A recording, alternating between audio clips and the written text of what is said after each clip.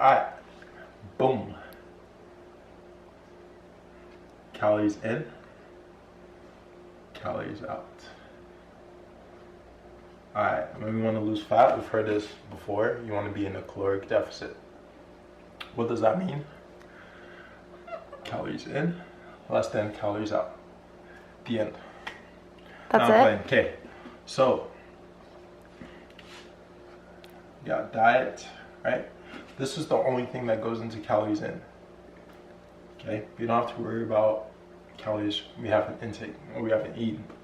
Okay, calories out, on the other hand, a little bit more complicated. Okay, have basal metabolic rate, resting metabolic rate, whatever you want to call it. What's that? Basal metabolic rate is basically the cost of being alive. If you're in a coma, your basal metabolic rate is what's keeping you alive, basically. So the cost of living. So just sitting around the house. If you're sitting around the house, you're still burning calories, and this varies depending on how much lean muscle you have. So the larger you are, the higher your basal metabolic rate is. That's why you see a lot of guys that are like, you know, they'll have a lot of muscle mass on them, and they can eat a lot and still stay relatively lean because this is really high. Okay. Okay. Second thing, your activity level. Okay, and this is made up of two things. All right, we gotta exercise. Put that there. Your X, not your X. Okay, exercise. And lame joke. And and your NEAT. Okay, and this is basically your activity level. So say you're a server for your job, I guarantee your NEAT is going to be higher than somebody who works a desk job, right? So, and there's different ways to manipulate your NEAT, and I'll talk about that in a little bit.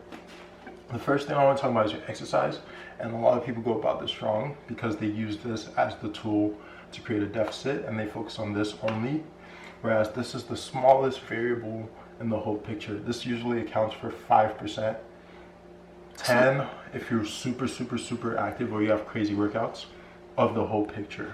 Okay. So the thing that accounts for the most of it is what, your diet that you're having? So obviously, again, you don't have to worry about calories out if you haven't eaten those calories. So obviously, like your nutrition, you want to make sure you're not overeating.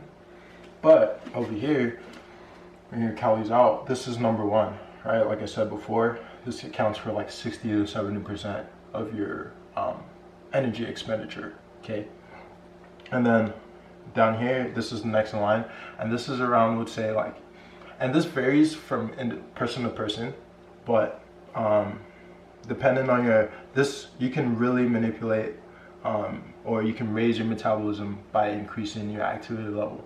But what I'm saying is a lot of people focus on the exercise, even though exercise is the smallest variable. That makes sense. And the role of exercise in this is to help you retain lean muscle mass, and you do that by weight training. Okay, so let's say if you're in a caloric deficit, right, and you aren't exercising at all, what's going to happen is you're going to lose weight. But not all weight loss is a good thing, because what happens is if you're not working out, you're losing both muscle mass and fat mass. Okay, and that's the worst thing that can happen, because if you remember, I said your basal metabolic rate is determined by how much not just lean muscle mass, but lean muscle is really expensive calorie wise, right? So the more lean muscle you have, the higher your basal metabolic rate is. So we don't want to lose lean muscle, we want to lose fat. And the way you promote that is by weight training, by exercising. Okay, your NEAT levels, okay, when we're in this deficit, caloric deficit, your NEAT level, your body adapts to your deficit and tries to conserve as much energy as possible.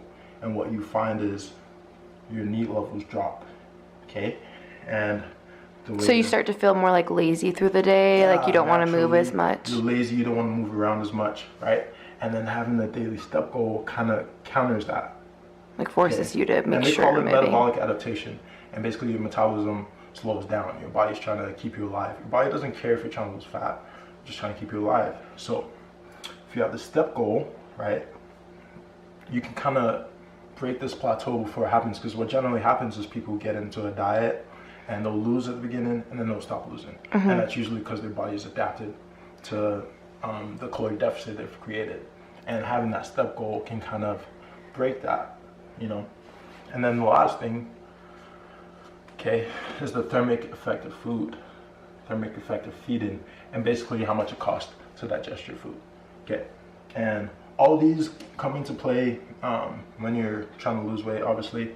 But if we're smart about which ones we focus on, right, we can kind of prevent a plateau.